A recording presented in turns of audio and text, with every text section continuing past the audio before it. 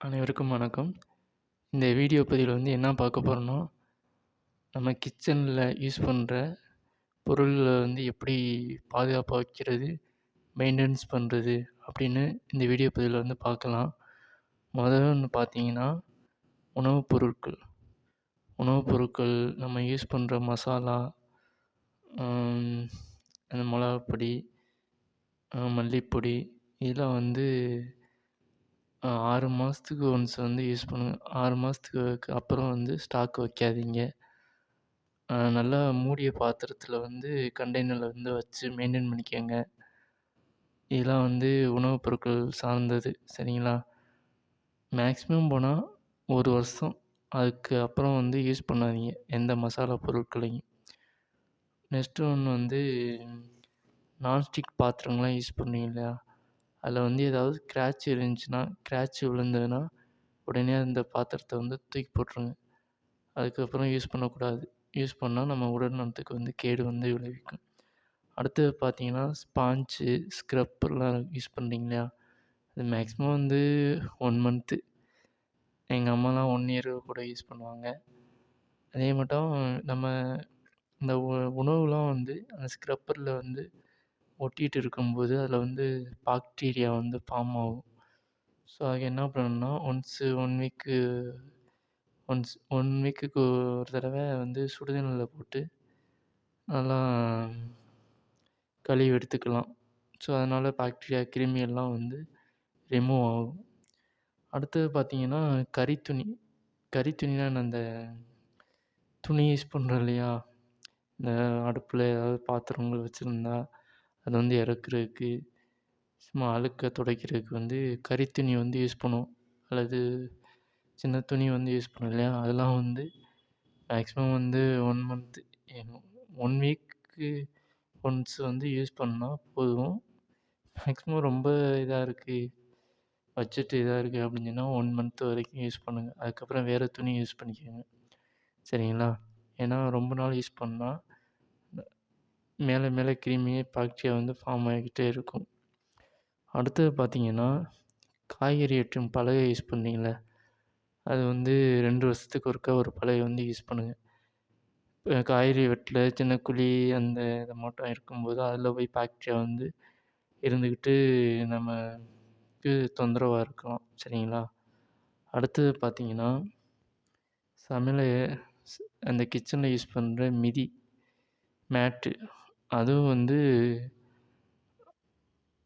ஒரு 1 இயருக்கு அல்லது 1 இயருக்கு ஒன்று யூஸ் பண்ணுறாப்புல பார்த்துக்கங்க. சரிங்களா? ஏன்னா நம்ம ஏதாவது தண்ணி பட்டாலோ, அழுக்கு பட்டாலோ அது மிதியை வச்சு தான் துடைப்போம், க்ளீன் பண்ணுவோம். ரொம்ப ஈரமாக இதாகி அதில் பாக்டீரியா ஃபார்ம் ஆகியிருக்கும். ஸோ அதனால தான் என்ன பண்ணுறோன்னா, நம்ம அந்த மிதியை யூஸ் பண்ணுறது 1 இயருக்கு யூஸ் பண்ணிக்கலாம். அடுத்தது பார்த்தீங்கன்னா, மாப்பு. மாப்பு வீட்டில் போட்டுட்டு என்ன பண்ணுவாங்கன்னா, அப்படியே வெயிலில் காய வைக்காமல் அப்படியே உள்ளேயே வச்சுருவாங்க. அதனால கிருமி பாக்டீரியா ஃபார்ம் ஆகி மறுபடியும் யூஸ் பண்ணும்போது கண்ணுக்கு தெரியாத கிருமியெல்லாம் நம்ம ஃப்ளோரில் டெபாசிட் ஆகிரும். சரிங்களா? அது மட்டும் மாப்பு யூஸ் பண்ணால் அதை வெயிலில் காய வைக்கணும். மேக்ஸிமம் ஒரு மாப்பு 6 மந்த்துக்கு ஒன்று யூஸ் பண்ணலாம். Next case burner. இந்த கேஸ் பர்னர் ஒரு 2 வருஷத்துக்கு ஒருக்கா சேஞ்ச் பண்ணணும். இதனால கேஸ் பர்னரில் ஒழுங்கா தீ பிடிக்காம அடைக்கிறனால கேஸ் அடைச்சிட்டு கேஸ் வேஸ்ட் ஆகும். சரிங்களா? அதனால் இந்த கேஸ் பர்னர்லாம் யூஸ் பண்ணுறது 2 வருஷத்துக்கு ஒன்று யூஸ் பண்ணுங்கள். உடனே மாற்றிடணும். அடுத்தது பார்த்தீங்கன்னா, கொள்கலன்கள்.